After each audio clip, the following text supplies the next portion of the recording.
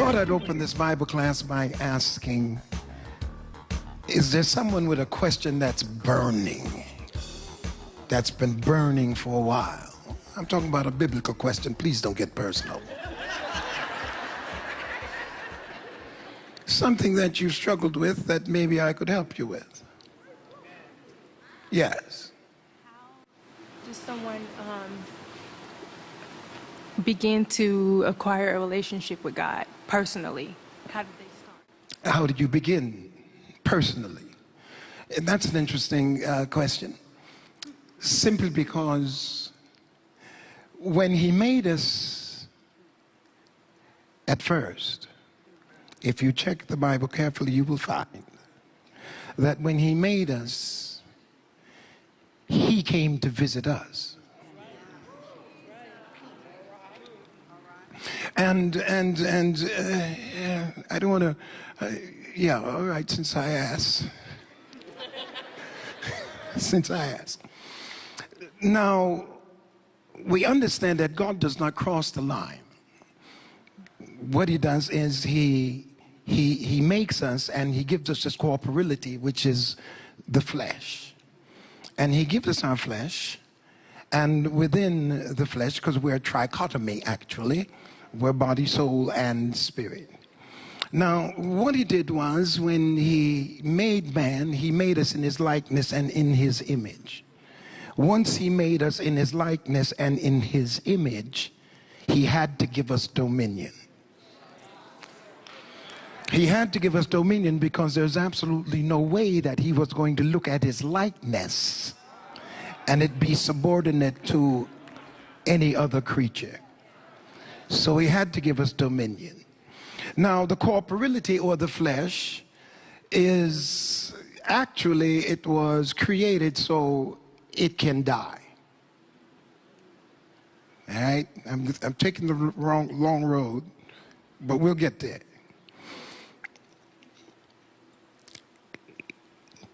Whatever he created out of the dust of the ground has time to it. Because he existed from eternity, and as an eternal being, there is no time restrictions. Now, when I was a little guy, I had problems with my dad teaching me that he was eternal, because I would say to my dad, if I were to go into his past, if I were to go from here into God's past, and I could keep going and going and going and going into perpetuity and going into infinity and going and going and going until there is no place to begin, how did he ever get to right now? If here is my starting point and he has no beginning, and I start going back and back and back and back and back and back and back and back and back into infinity, how did he ever get to right here? The problem was my little puny brain was trying to assess eternity with time. And time and eternity are contradistinct, they are antithetical.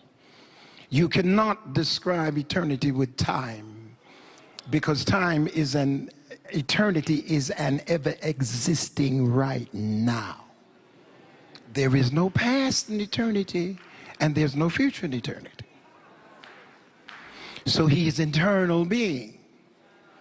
But he chooses now to make man in his own image. Now, there's still another problem with that. Because now he chooses in himself before the foundation of the world. So the very fact that you're asking that question is because you have been chosen. Because you wouldn't be stimulated to want to get to know him unless he chose you to know. Now, can I go for it?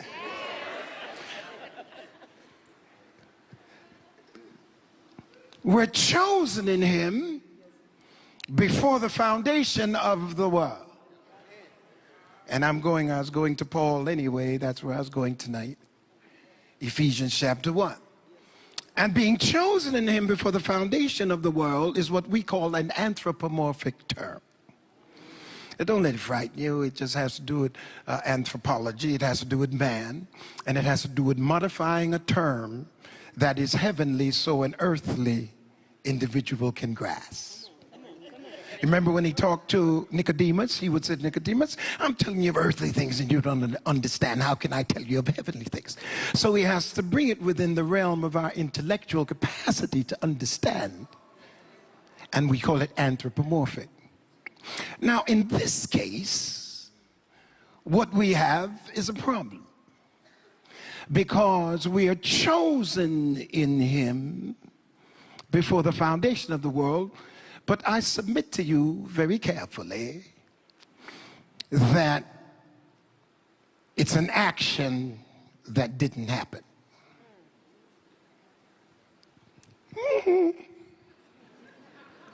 We're chosen in him before the foundation of the world, but we've got a problem because we've got two attributes that we have to marry.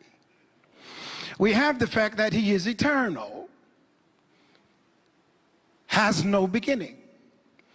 And then we have to combine that with the fact that he is omniscient, which means he has all knowledge at all, I gotta go anthropomorphic, quote unquote time.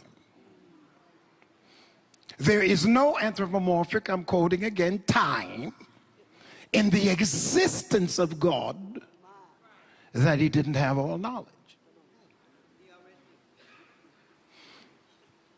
So from his concept, and he has none, he always knew.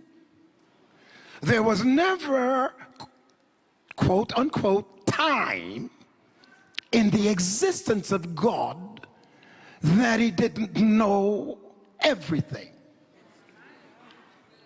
So when did he choose? That's good, God. That's good. Have I lost you? Since his conceptualization, and he always has been there, then he has always known everything. So there is never a time, quote unquote time, in the existence of God when God didn't know that you would be here tonight. And the only reason you're here tonight is because you were chosen in him before the foundation of the world, which means when the devil was messing with you,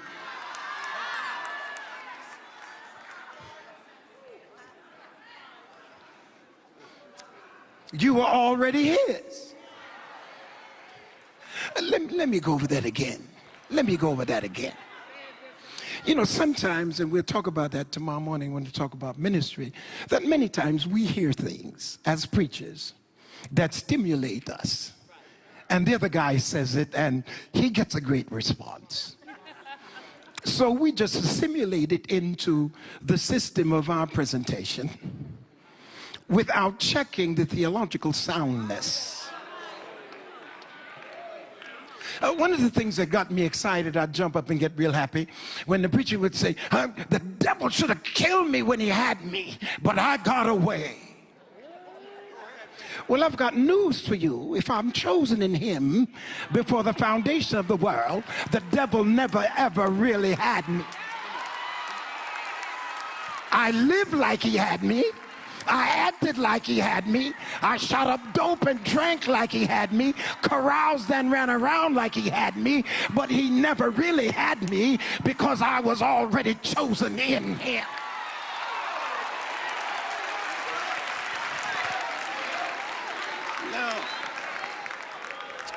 Now the profundity of the question rests on the fact that he had to create us. So whatever he created didn't exist. It's not eternal. because he had to create it. And creation introduced time. So when he formed us out of the dust of the ground, he formed us out of what is ephemeral. Ephemeral, just another cute way of saying temporal or brief. But ephemeral goes with eternal. So I got to use it like that.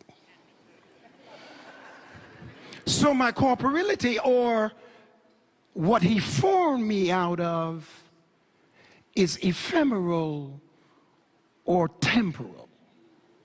It's time. Now, but God does not cross over. He does not cross over into the flesh, because when he formed man, if you notice carefully, he had everything in place for man before he formed man. Because what he wanted was to make sure that the corporeality, or the flesh of man, had everything he needed, because God didn't come to visit his flesh. Let me go over another way. When he formed man out of dust of the ground, he made it in his image, and we're still in his image, but we're not in his likeness until we're saved. See, when Adam sinned, he didn't lose his image, but he lost his likeness. Oh, no. So here I am, a creature created out of time. But then God leans over and breathes into me a part of himself. So externally, I'm a creature of time. But when he breathed into me, he breathed his spirit into me, and I became a living soul. God never intended for the flesh to control the soul. He always intended for the spirit to control the soul and keep the flesh in its right place. But when man sinned, his spirit died. So God had no more connection. So what she's feeling is a calling of God to seek him out, and he has to use her mind in order to relate it to her experience. Did I miss you, or did I shout at you? Let me back it up. Tonight I wanted to talk a little bit about the significance of revelation in psychological development. How the revelatory move of God enhances and embraces our psyche. That's very critical now, because the pull of the Spirit, in order for me to know that God is pulling my spirit, he has to give me a desire to want him. No man comes except the Father Suru drag, which means when you felt like coming, it didn't originate with you.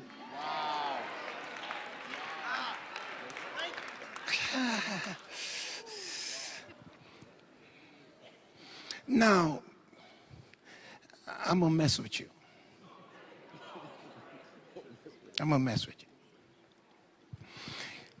He gives us the creature comfort so that when he comes to visit in the cool of the evening, we're not busy taking care of the physicality. And he does not cross the line. He doesn't cross the line to the point where you have said that the Lord is my husband, and some brother said that the Lord is his wife. Now, if you mean he can keep you, I'll give you an audience. But if you're trying to tell me after you leave this service, the Lord's going to hold you through the night, I suggest you get back on your medicine. He doesn't cross the line. So he looked at Adam and said, it's not good that man should be alone. Well, here is a question. Here's a question. How can he be alone if God is there?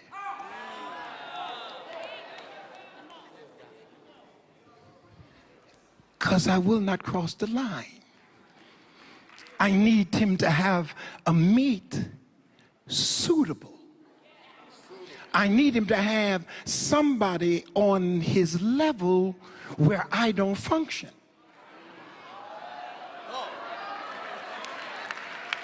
Now, he made quite a point when he said, it's not good for him to be alone.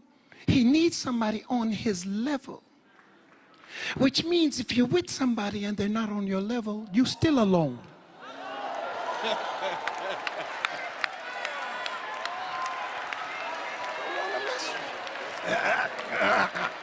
I don't want to mess with you, but he said, I want to give you somebody suitable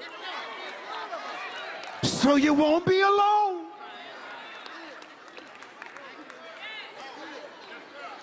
He does not cross. He doesn't cross the line, and suitability now.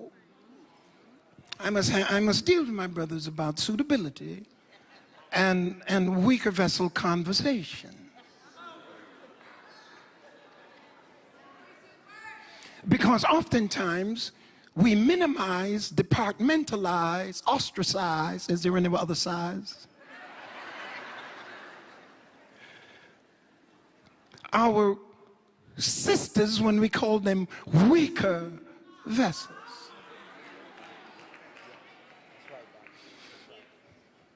But remember now, male and female created he them. The weaker vessel thing has caused us to minimize the significance of the woman. And this is 2019 and she's still fighting for a sense of significance. And a man, this is a man's world. But he did continue to say it would be nothing without a woman. He did get that revelation.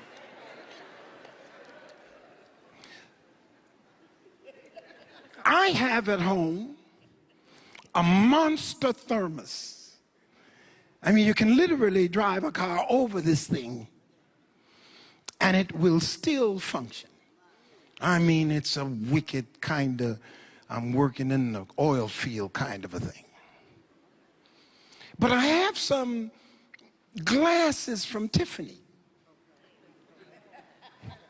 that are extremely frail.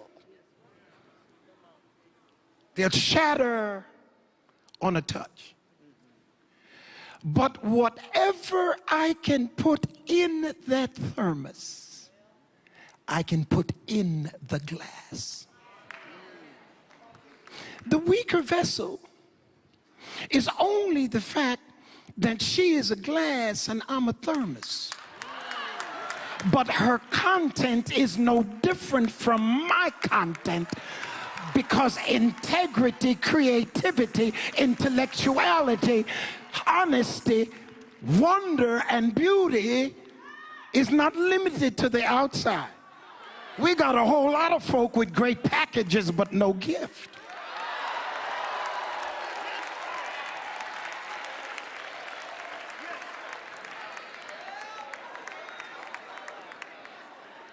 So weaker vessel is for sex dimorphism.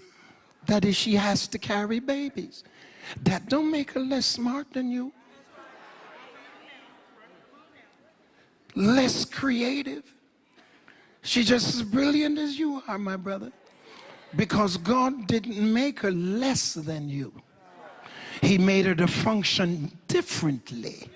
Oh, get that straight now. Get that straight. You got to get that right. Now, he is pulling us into the spiritual aspect, and he doesn't cross the line. Notice what Paul says. Paul says, if you're married, you have to care about the things of the world, that you may please your wife or your husband.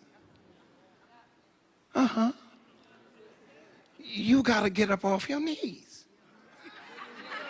Well,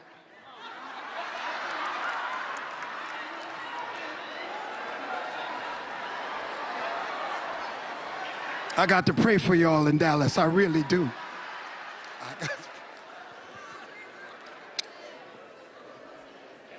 He doesn't cross the line. The battle then, when he draws us to him, is the battle that has become so obvious because once Adam sinned, flesh became dominant. So flesh controlled the soul. And spirit was dead, so man was reprobate. In other words, none of us can come to him of ourselves. He has to stimulate in order for us to reciprocate. And all John says is we love him because he first loved us. The question I have always asked myself, still asking myself, is how much does God have to put into me to get the little I give him back?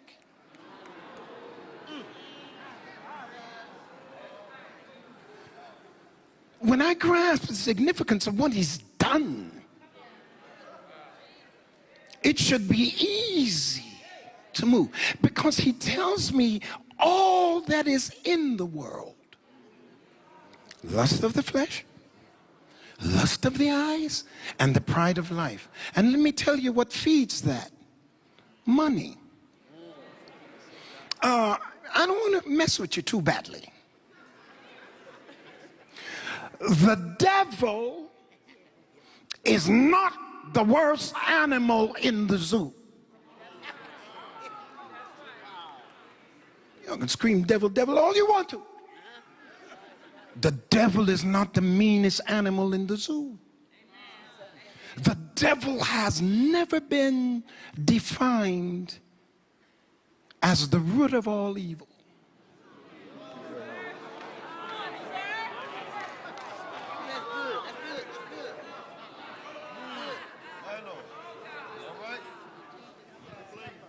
The love of money is the root of all evil. Now notice carefully. Being broke is not the root of all evil. And having a lot of money is not the root of all evil. It's loving it. And the reason why it is so easy is because we're connected to the comfort things of life based on God's ability to take care of our flesh. But the only reason he's taking care of our flesh is to be able to meet us without us grieving over acquisition. I want to have time with you. And when I come to visit you, I want your mind free from the cares of this life. So that's why I provide for you. And if you follow my principles, you'll never have to worry about having anything, because I've set in my relationship with you the principles to take care of your flesh. So when you're taken care of in your comfort zone, you don't praise yourself. You praise the God who made it available so that he could visit you whenever he chose without you having to stress on anything but him. This is why he says, labor not for the meat that perishes. Seek ye first the kingdom of God, his righteousness, and all of your stuff will be added to you. When he said you pray, and I don't go to all night prayer. No, I'm not knocking your all night prayer. Pray all night. They pray all night back in LA. City of Refuge, don't they pray all night? But they don't call me.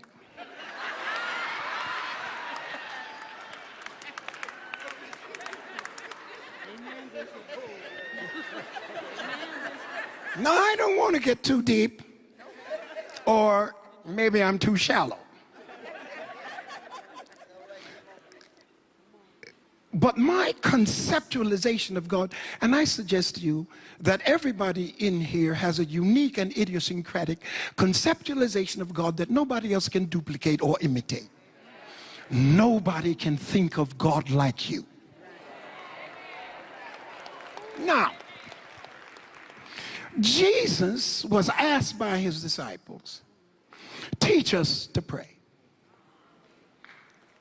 That's what he asked him. Teach us to pray. I did 5 messages from the Lord's, you call it the Lord's Prayer. The Lord's Prayer is John 17. Matthew 6 is the model.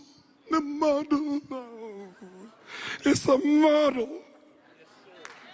It's a model. Teach us to pray. Here's how you pray. I did 5 messages. I said, please, when I say hour, hit the stopwatch. When I say amen, hit it. In the 5 times, it went from 28 to 31 seconds. They said, teach us to pray. And he taught them a prayer that went from 28 to 31 seconds. Why am I praying all night?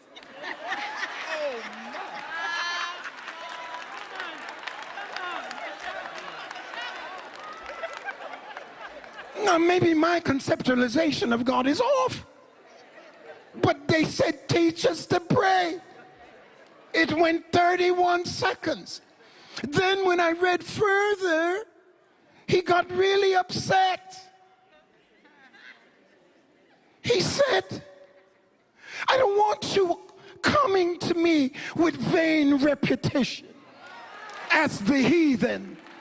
Because let me give you some information, he said. I know what you have need of before you even ask.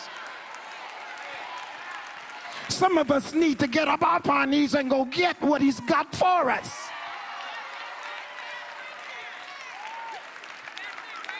Most of us spend our time praying for problematic people.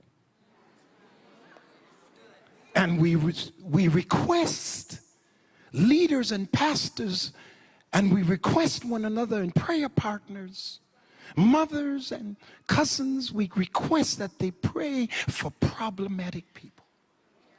But what he showed me in that text was that everybody that God has his hand on, who is moving closer to him in the kingdom, that's who we should pray for. Because anytime you get close to God, you become a target of the enemy. And he goes after folk that have risen up and gotten away from him. And I tell you who he really wants. He wants the folk who come back in his kingdom and pull people out. And pull people out and pull people out.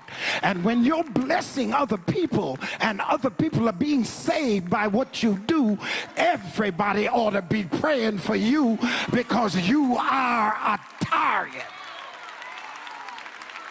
Oh, he'll come after you with everything he's got because you are upsetting his kingdom.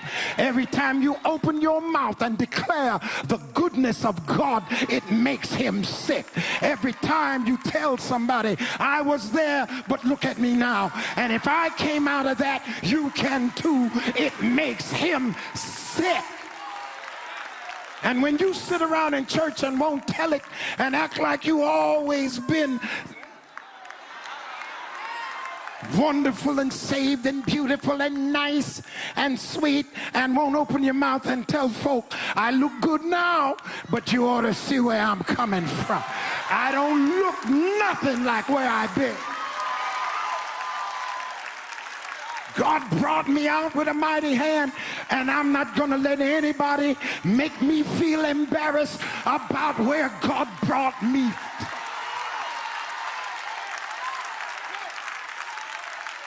I ain't gonna be embarrassed.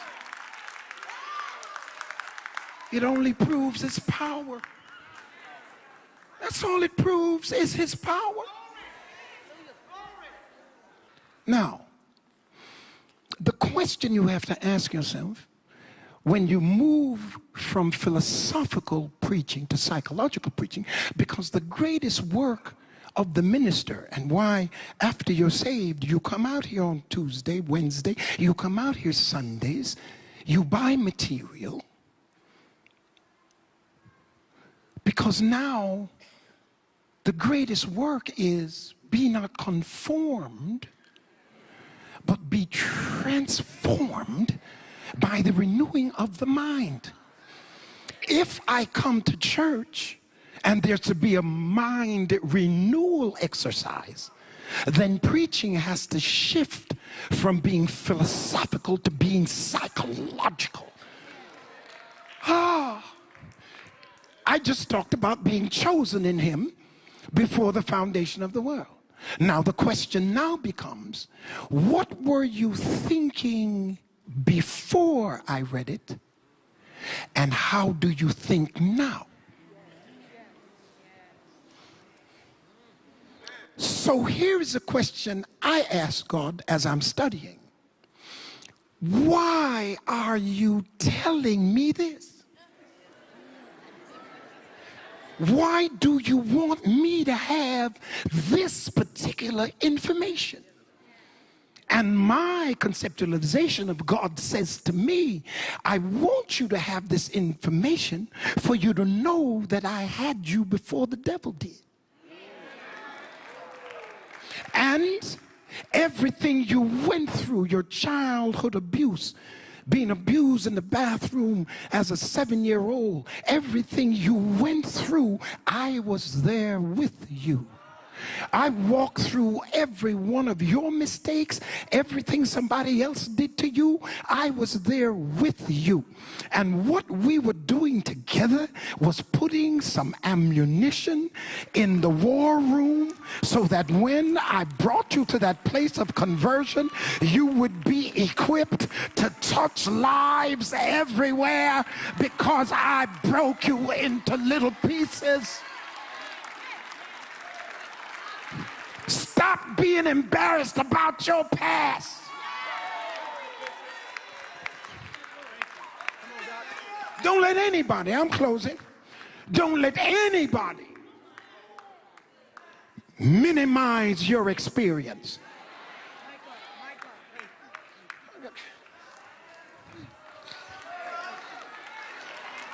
He brought you through it.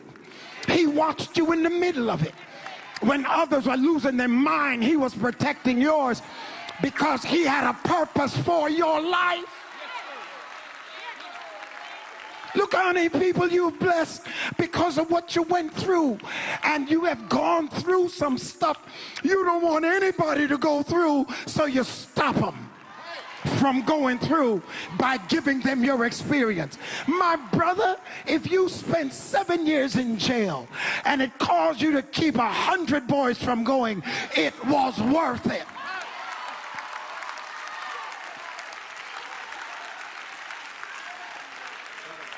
It was worth it. How many of you have started ministry for battered women out of having been battered? wouldn't have the sensitivity if you didn't have the experience. He walked through it. What he's saying to me now, Noel, is I was there in your darkest hour because I was accumulating information so that I could show you how to touch people who were there and are there, and we're going to get them out together. But you would not have qualified if you didn't have the experience.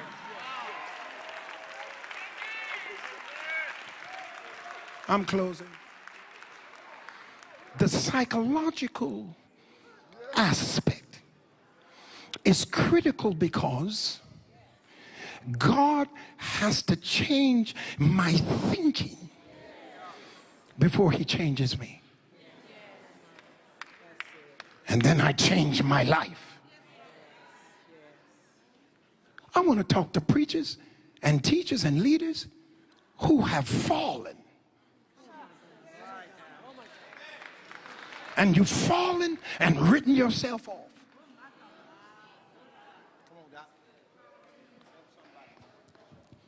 Now, I want to ask you a question. When God called you into ministry, he didn't know what was going to happen?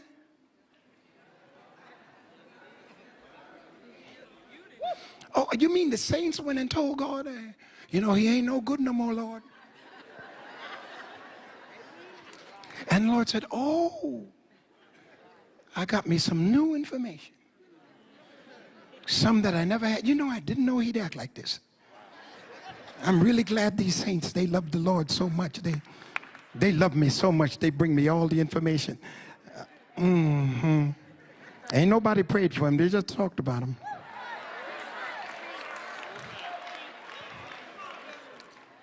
I don't want to rock your boat. I just want to turn it over. I don't rock your boat. God forgave David. And David's sin was catastrophic. It was a cataclysmic extirpation. It was major. It was major. Don't even downplay it. It was major. The wonderful thing about David, what spared David, when they say he's a man after God's own heart, many people misinterpret.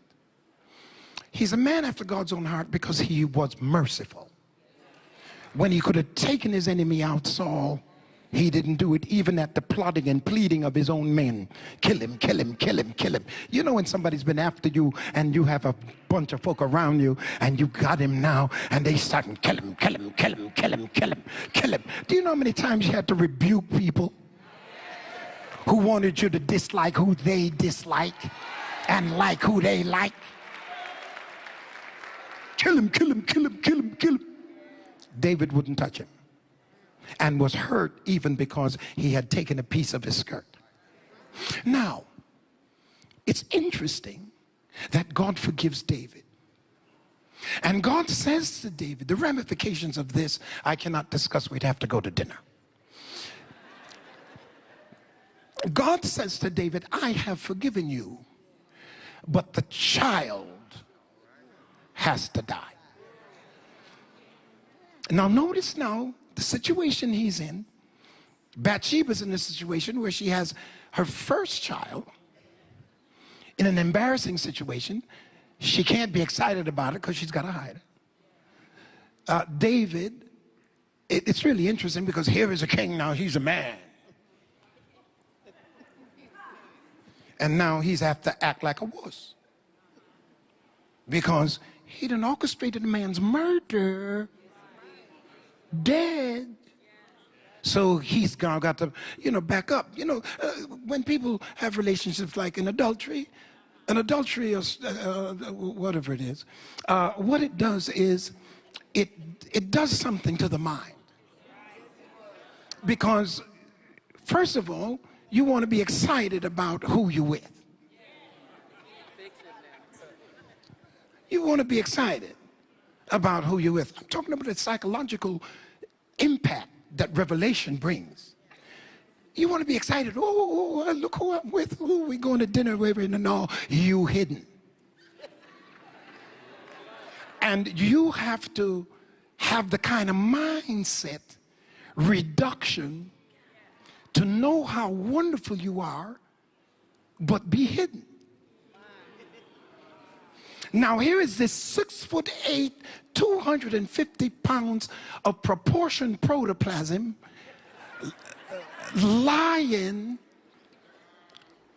to a 110-pound woman wet. He has to give up the strength of his manhood to have to fabricate a lie because he was somewhere where he wasn't. So he's reducing the energy psychologically of who he is because now he's into self-reduction. That's why I learned something. I learned it. Didn't nobody teach me this?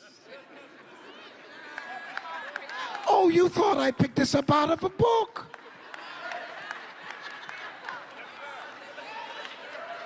You know, I'm going to teach some grown-ups one day.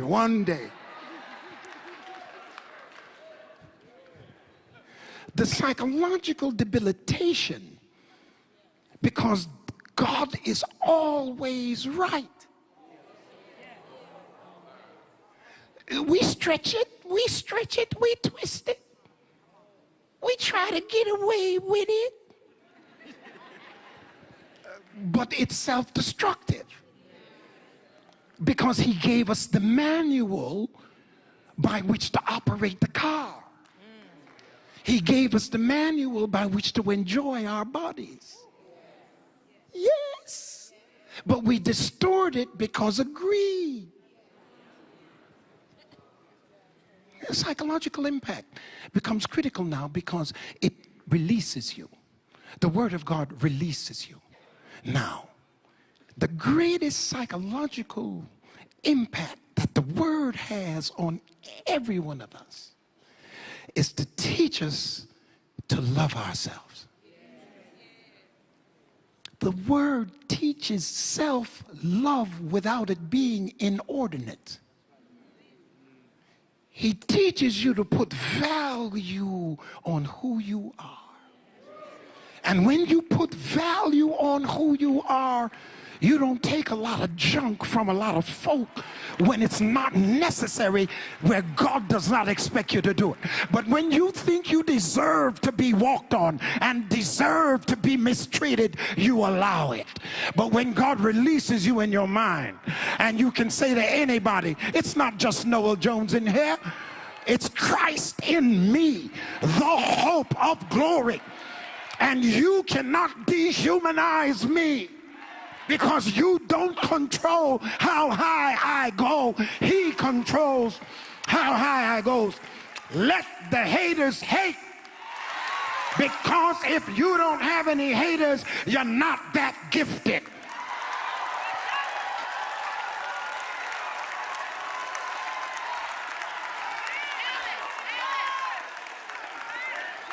Give somebody a high five. Say, neighbor, I have a new mind. My mind is made up, and I'm looking up to go higher, higher. Woo, I feel like shouting. God bless you tonight. Heaven smile on you tonight. Give somebody a high five. Say, I got a new mind. God's working on my mind. I'm beginning to love myself. I'm beginning to love my journey, love my experience. I am somebody. God made me somebody.